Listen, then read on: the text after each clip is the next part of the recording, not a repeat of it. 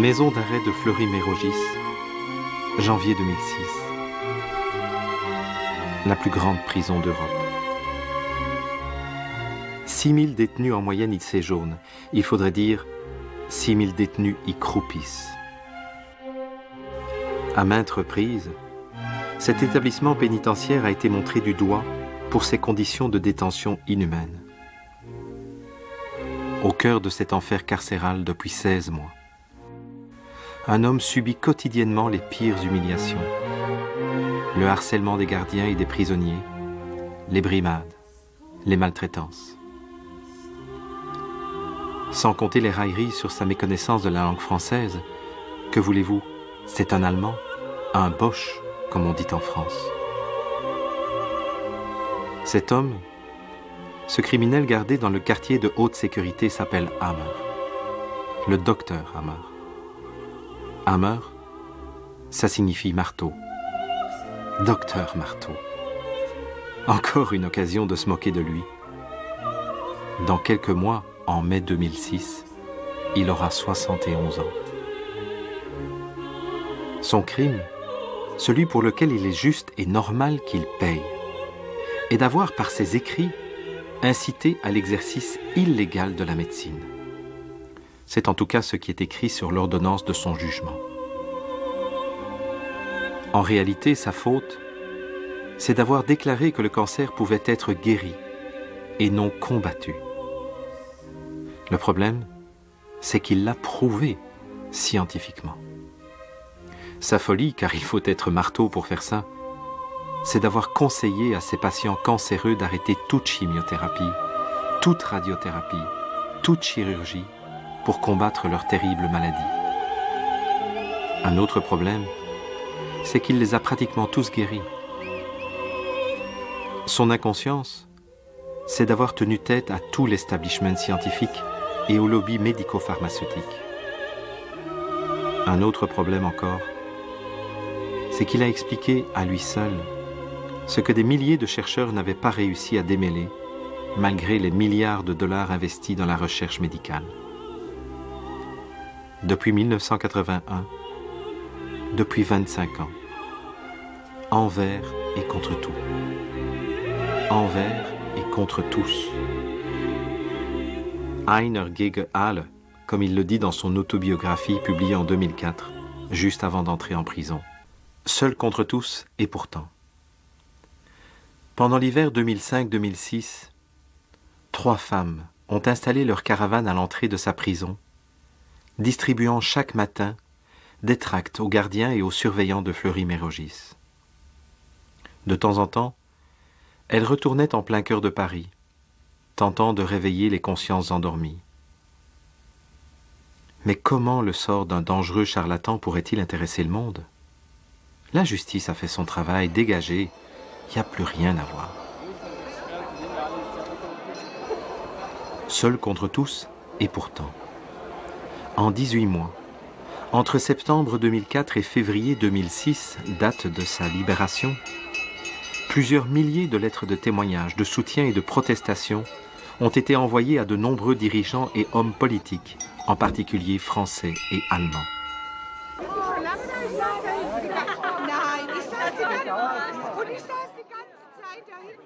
Seul contre tous, et pourtant. Un peu partout en France, en Italie, en Espagne, en Allemagne, des manifestations de soutien se sont organisées en faveur des travaux du docteur Hammer et de sa libération. Comme ici, à Tübingen, une ville allemande de Haute-Bavière, située un peu au sud de Stuttgart.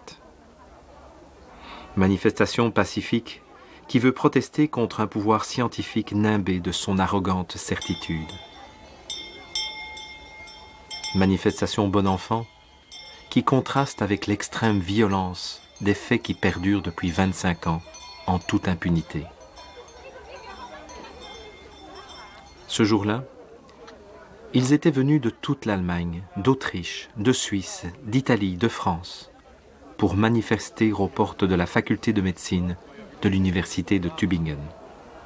Parmi les manifestants, des médecins, des homéopathes, des naturopathes, des psychothérapeutes. mais aussi beaucoup de patients qui se sont guéris naturellement de leur cancer grâce aux travaux du Dr Hammer. Ici et là, des pères et des mères de famille réclamant la liberté de choix thérapeutique pour eux et pour leurs enfants. Leur revendication?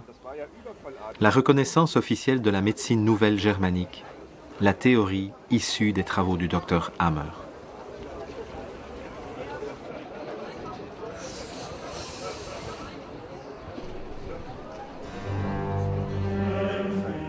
Ce n'est pas la première fois que dans l'histoire, un scientifique est persécuté parce qu'il défend des théories qui bouleversent les croyances et les intérêts de son époque. Pour nombre de ses sympathisants, l'affaire Hammer leur rappelle furieusement une autre affaire qui a longtemps résonné dans les esprits épris de vérité et de liberté. C'était en 1633, 350 ans avant l'affaire Hammer. Celui qui fut condamné s'appelait Galileo Galilei. À cette époque, la conception de l'univers était fondée sur la philosophie naturelle d'Aristote qui mettait la planète Terre au centre du monde. C'était au IVe siècle avant Jésus-Christ. Plus tard, Ptolémée avait proposé au IIe siècle après Jésus-Christ un modèle géocentrique du système solaire. Ce modèle fut accepté comme référence dans les mondes occidentaux et arabes pendant plus de 1400 ans. Il expliquait même, grâce à un modèle très compliqué, pourquoi la plupart des planètes avaient des mouvements apparemment rétrogrades. Cette vision géocentrique était soutenue par le clergé de Rome comme étant la seule compatible avec la foi chrétienne. De toute façon, le Concile de Trente avait décrété autour des années 1550 que l'interprétation des résultats scientifiques incombait à l'Église seule. D'ailleurs, le pape avait attribué à la plus célèbre université de l'époque, le Collège romain, dirigé par les jésuites, le monopole des interprétations scientifiques. Pourtant, cette approche géocentrique collait de moins en moins à la réalité des observations qui se faisaient de plus en plus nombreuses. Parmi celles-ci, le mouvement des taches solaires, les phases de la Lune et de Vénus, l'observation des satellites de Jupiter, tout cela n'entrait plus en compatibilité avec la théorie du géocentrisme. À la même époque que le Concile de Trente, Copernic, à la fois chanoine, médecin et astronome polonais, avait proposé un modèle héliocentrique du système solaire. Ce modèle avait l'énorme avantage de simplifier de beaucoup les explications relatives au mouvement apparent des planètes. Mais Copernic avait eu la prudence de ne publier ses travaux que sur son lit de mort, bien conscient que ses conclusions scientifiques subiraient l'opposition farouche du pouvoir religieux et scientifique en place. Rome ne s'y était pas trompé en acceptant seulement sa théorie comme hypothèse de travail et non comme vérité scientifiquement établie. 60 ans après, Kepler, un astronome allemand de la région de Stuttgart, étudia et confirma la théorie héliocentrique de Copernic. Pour lui, non seulement les planètes tournaient autour du Soleil, mais il calcula que leur trajectoire n'était pas circulaire, mais légèrement elliptique. Les lois de Kepler étaient tellement précises que plus tard, elles servirent de base aux théories de Newton sur la gravitation universelle, théorie toujours valable au XXIe siècle. Mais Kepler, lui aussi, eut la prudence de rester discret quant à ses découvertes. À la même époque que Kepler, un physicien et astronome italien du nom de Galilée jette les bases de la mécanique classique. Dans le même mouvement, il plonge corps et âme dans la défense opiniâtre des travaux de Copernic et de Kepler. C'est cette attitude qui lui fut fatale.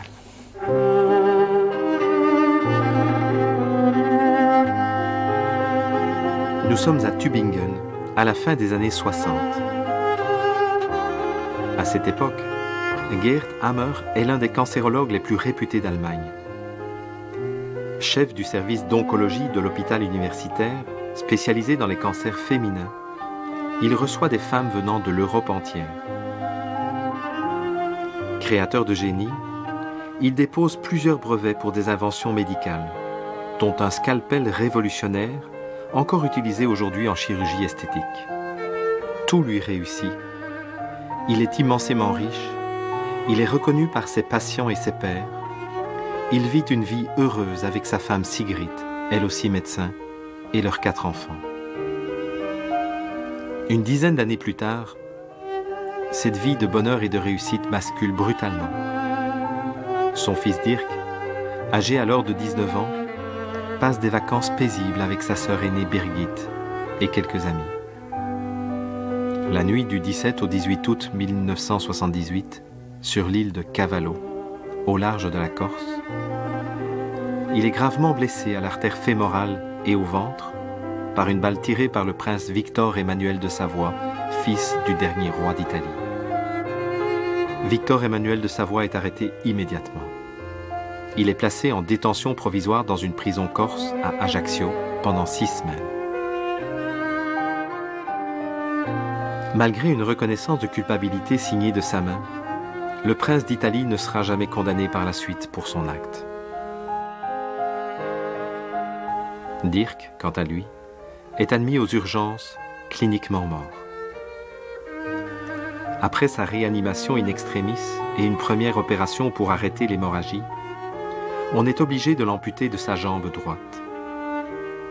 Après 110 jours de souffrance et 19 nouvelles opérations chirurgicales, Dirk meurt dans les bras de son père. Le 7 décembre 1978, à l'hôpital de Heidelberg. Le docteur Geert Hammer a alors 43 ans.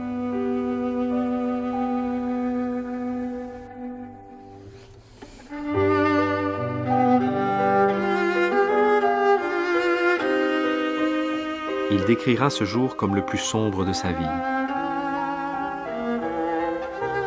Sigrid est aussi effondrée que lui. Ils viennent de perdre ce qu'ils avaient de plus précieux, la chair de leur chair.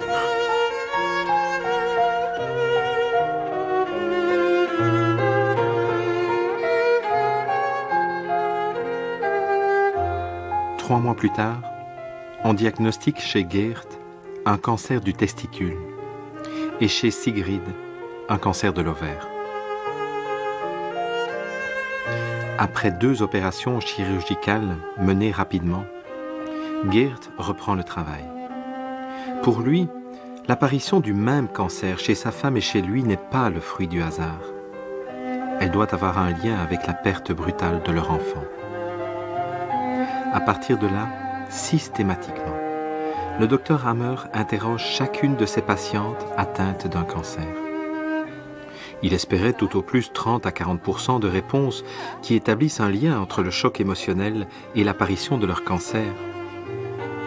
Quelle ne fut pas sa surprise lorsqu'il constate que toutes déclarent avoir subi, dans les semaines ou les mois qui précédaient, un choc brutal et intense qui les avait mises en état de blocage et de surstress.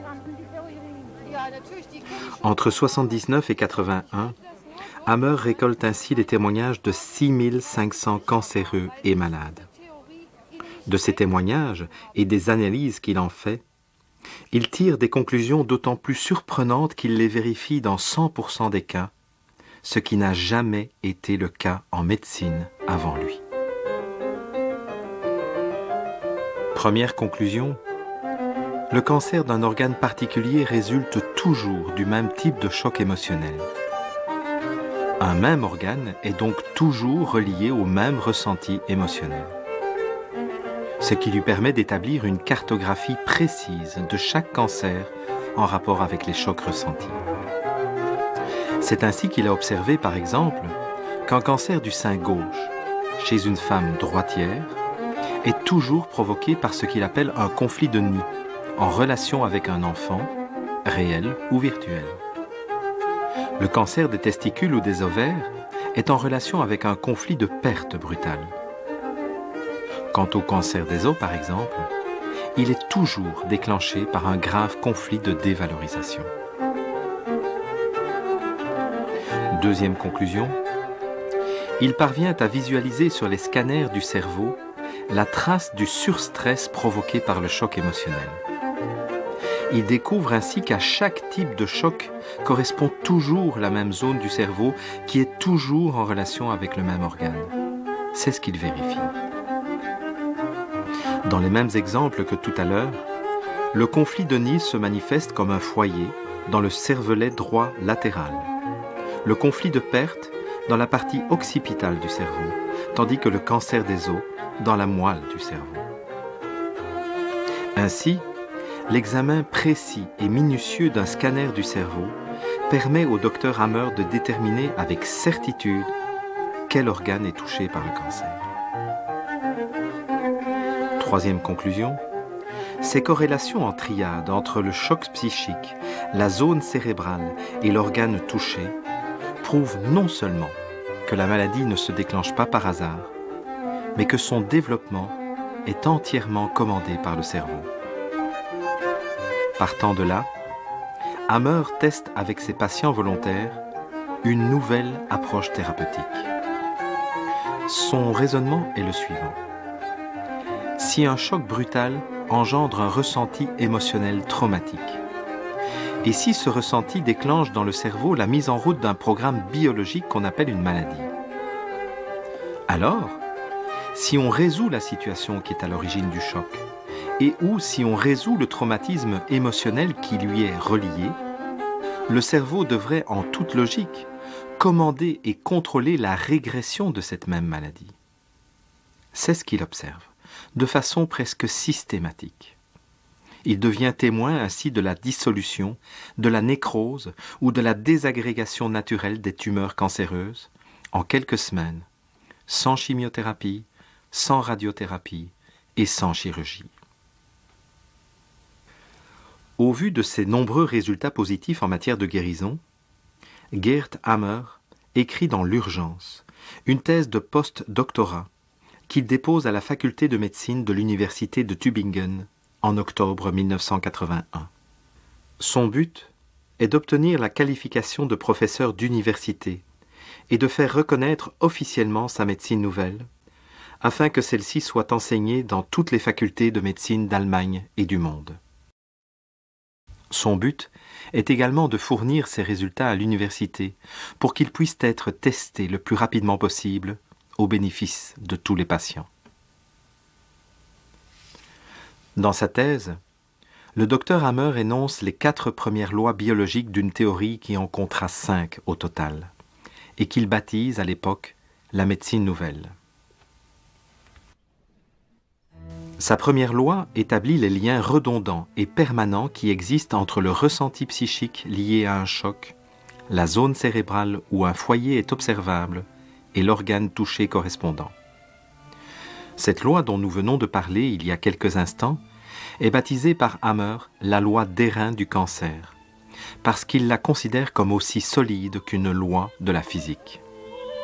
Une loi qui lui vaudrait à elle seule un prix Nobel de médecine.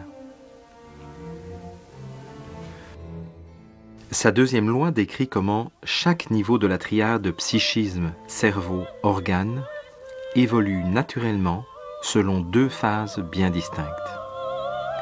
La première phase, appelée la sympathicotonie, est celle pendant laquelle l'individu est encore en surstress. C'est pendant cette première phase qu'un foyer de Hammer apparaît dans le cerveau et que la maladie s'installe dans l'organe. La deuxième phase commence quant à elle à la seconde même où l'individu fait tomber son surstress, soit en résolvant concrètement la situation dramatique, soit en guérissant le traumatisme émotionnel qui lui est associé. C'est pendant cette phase, appelée la vagotonie, que le foyer de Hammer au cerveau se remplit de liquide glial et que les processus naturels de réparation se manifestent dans l'organe touché.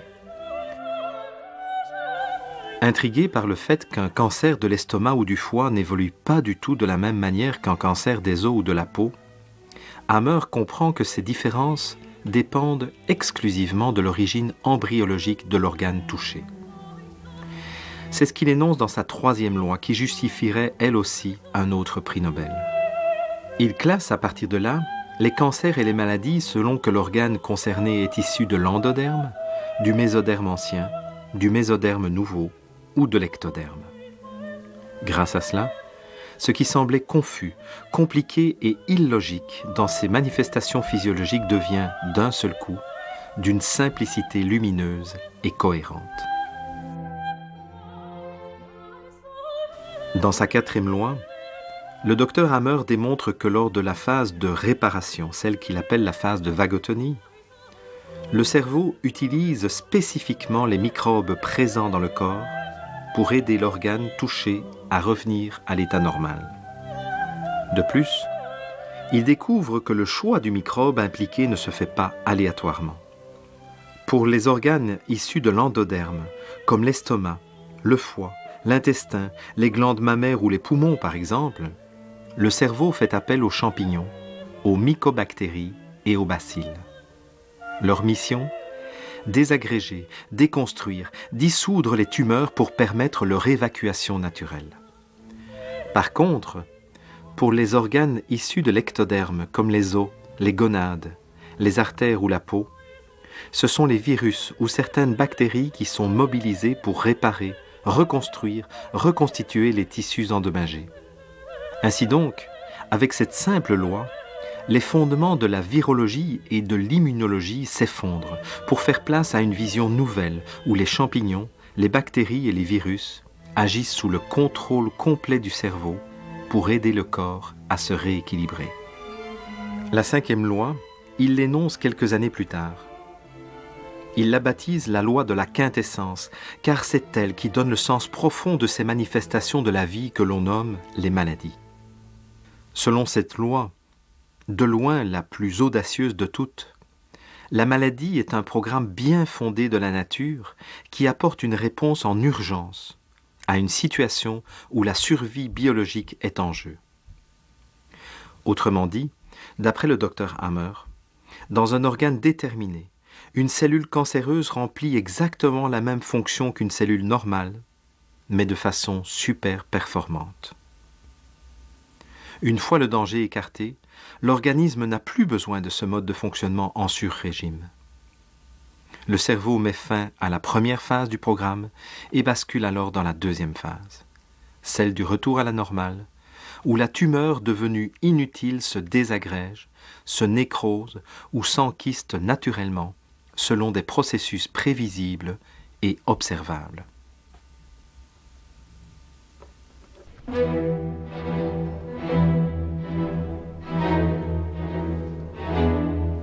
Lorsqu'il dépose sa thèse, le docteur Hammer y joint 200 dossiers complets tirés des 6500 dossiers de patients cancéreux qu'il a examinés et suivis. Il est certain que la communauté scientifique ne pourra faire autrement que de reconnaître la pertinence de ses travaux, puisque tous ces dossiers corroborent à 100% l'énoncé de ces 4 lois biologiques. En guise de réponse, l'université de Tübingen refuse de lire officiellement et d'examiner son travail, événement rarissime dans le monde des sciences. À ce jour, l'université de Tübingen a été condamnée 3 fois par les tribunaux civils, en 1986, en 1992 et en 2006. Malgré ces injonctions et ces condamnations, elle n'a toujours pas accepté d'examiner la thèse du docteur Hammer, 25 ans plus tard.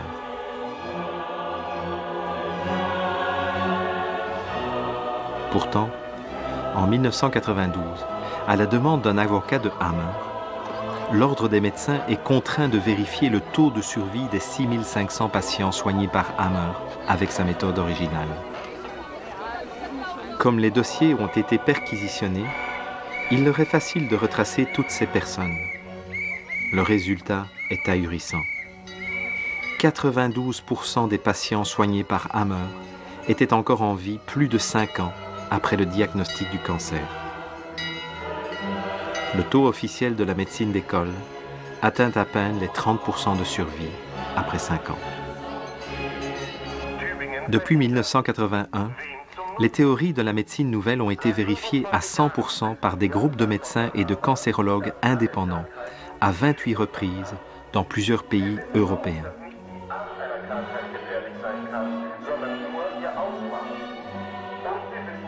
En décembre 1988, par exemple, à Vienne, en Autriche, le pape de la cancérologie autrichienne, le professeur Birkmayer, réunit 3 autres médecins autour du docteur Hammer et vérifie la loi des reins du cancer dans 100% des cas sur 7 patients inconnus du père de la médecine nouvelle. En mai 1990, à Namur, en Belgique, une quarantaine de médecins et de praticiens de santé vérifient la véracité de la médecine nouvelle sur l'ensemble des patients présentés à Hammer. En juin 1992, au sein de la faculté de médecine de Düsseldorf, en Allemagne, le professeur et docteur Stemann préside une conférence médicale au cours de laquelle 24 cas sont examinés, chaque cas comportant 4 à 5 maladies.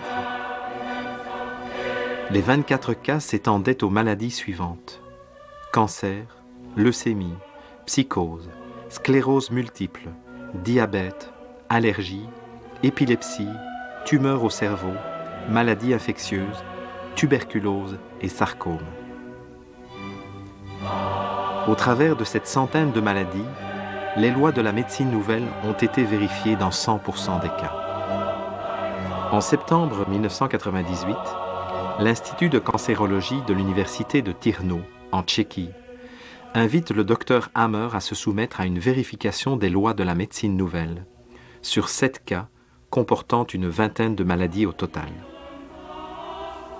À chaque fois, tous les scientifiques qui ont accepté de vérifier les lois de Hammer sont convaincus sans exception de leur pertinence et de leur véracité. Aujourd'hui, des centaines de médecins ont intégré cette approche dans leur pratique quotidienne avec succès, mais sont obligés de se cacher pour ne pas subir le même sort que Hammer. Car bouleverser les théories et les croyances scientifiques de son époque ne se fait pas sans risque, pour celui qui a l'impertinente audace de soutenir sa thèse seul contre tous. Tant Galilée que Hammer ont expérimenté ce qu'il en coûte de proposer un nouveau paradigme dans un domaine où les enjeux de pouvoir sont énormes. En 1610, en publiant son livre « Le Messager céleste », Galilée apportait une vision nouvelle de l'astronomie, du système planétaire et des lois qui le gouvernaient. Sa théorie était établie rigoureusement selon les lois d'objectivité et de reproductivité en vigueur dans le monde scientifique. Tous ses dires pouvaient être démontrés mathématiquement. En 1981, en déposant sa thèse de post-doctorat, le docteur Hammer apportait lui aussi une vision nouvelle de l'évolution et de la guérison des maladies. Sa théorie était, elle aussi, rigoureusement établie et reproductible, selon les mêmes principes en vigueur dans le monde scientifique. Pourtant, un décret de 1616 condamne les théories de Copernic et déclare les théories de Galilée stupides et fausses, car incompatibles avec les écrits de la Sainte Bible. Mais lui-même n'est pas inquiété, grâce à l'intervention de certains de ses amis très influents. Directement après le dépôt de sa thèse en 1981, Hammer est mis à la porte du service d'oncologie de l'hôpital universitaire de Munich, dont il est le chef. Mais on lui permet de poursuivre ses recherches personnelles, de soigner ses patients en privé et d'intervenir dans les médias d'Allemagne, d'Autriche et de Suisse. En 1633, Galilée est à nouveau mis sur la sellette suite à la publication de son dialogue, premier essai d'un physicien dans l'histoire et chef-d'œuvre de logique argumentaire. Il est traîné devant le tribunal de l'Inquisition et jugé par le Saint-Office. Pour ne pas subir le même sort que Giordano Bruno, qui fut brûlé vif à cause de ses travaux sur le matérialisme et la pluralité des mondes, Galilée se rétracte, abjure ses théories et demande pardon à genoux. C'était le 16 juin 1633. En 1986, devant son refus d'abjurer ses convictions scientifiques, le tribunal retire à Hammer son droit d'exercer la médecine le considérant comme dangereux et fou. Entre 1986 et 1996, Hammer échappe de justesse à 4 tentatives d'internement psychiatrique.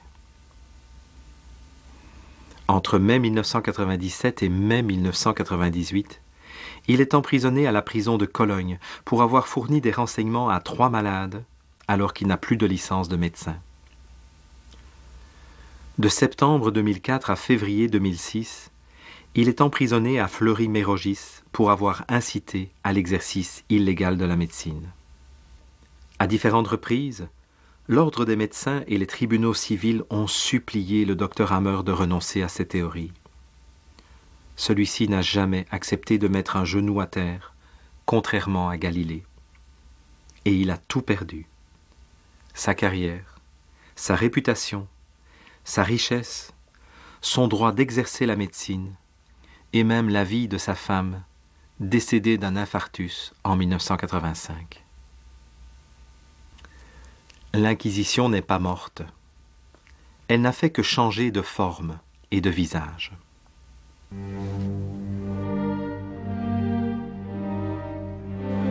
Galilée finira les 9 dernières années de sa vie aveugle et cloîtré dans une résidence surveillée de la région de Florence. Après s'être réfugié dans le sud de l'Espagne jusqu'en mars 2007, le docteur Hammer a été forcé de fuir à nouveau vers une destination tenue secrète, loin de l'Europe. De toute façon, cela fait longtemps qu'il lui est interdit de mettre les pieds en France ou en Allemagne, ou de donner des conférences publiques. Il faudra attendre 1983, 350 ans plus tard, pour que l'Église catholique reconnaisse, par la voix de Jean-Paul II, son erreur dans le procès de Galilée. Combien faudra-t-il attendre pour que le monde scientifique reconnaisse son erreur à l'égard des découvertes du docteur Hammer? Et pourquoi moi j'aurais cette connaissance et que lui, la dame à côté, le monsieur là, lui doit mourir, et pourquoi lui doit avaler de la chimie jusqu'à en être malade, jusqu'à en mourir éventuellement? C'est pas normal ça. C'est simplement pour ça que moi je suis là, personnellement. Dans l'affaire Galilée comme dans l'affaire Hammer, on peut se demander pourquoi un véritable débat scientifique n'est pas possible. Au XVIIe siècle, la motivation du Saint-Office était de garder la Bible comme seul moyen de connaissance. Il fallait avant tout maintenir les chrétiens dans un état d'ignorance, favorisant la superstition et la soumission à une loi divine supérieure à toutes les lois scientifiques. Copernic, Kepler et Galilée font partie de ce mouvement qu'on a appelé la Renaissance et qui voulait remettre l'homme au centre de l'univers et non plus Dieu. En reléguant la Terre au simple statut de planète en orbite autour du Soleil, il reléguait en même temps la planète créée et élue par Dieu à la périphérie du monde. Pour des raisons idéologiques et de pouvoir, cette position était inacceptable pour l'Église. Au XXe siècle, quelle pourrait être la motivation des scientifiques à refuser d'examiner des travaux susceptibles de sauver des millions de vies chaque année? Serait-ce la peur de perdre la face, en se rendant compte à quel point ils ont affirmé fermement des propos qui n'étaient finalement que des hypothèses non vérifiées? Serait-ce la peur de devenir inutile, car il n'est plus besoin de comprendre les mécanismes génétiques ou de trouver un vaccin pour guérir le cancer? Serait-ce les pressions du complexe médico-pharmaceutique qui n'a pas du tout intérêt à ce que le cancer se guérisse aussi facilement et sans coût financier ni biologique excessif? C'est vrai que chaque patient cancéreux rapporte au système, en moyenne, 180 000 $. Ou serait-ce tout simplement la peur de perdre le pouvoir, en voyant les patients redevenir responsables de leur propre processus de guérison, en apprenant à résoudre les conflits qui ont été à l'origine de leur cancer? La faute de Galilée, c'est d'avoir remis l'homme au centre du monde. La faute de Hammer, c'est d'avoir remis l'homme au centre de sa guérison. Dans les deux cas, il n'est pas bon de redonner le pouvoir à l'individu au détriment de celui des institutions, quelles qu'elles soient. En science, comme dans d'autres domaines où les enjeux de pouvoir sont forts, il n'est pas bon d'être seul à avoir raison contre tous. Galilée en fit la douloureuse expérience. 350 ans plus tard, le docteur Rick Geert Hammer en fait encore l'expérience à l'heure où ce documentaire est réalisé.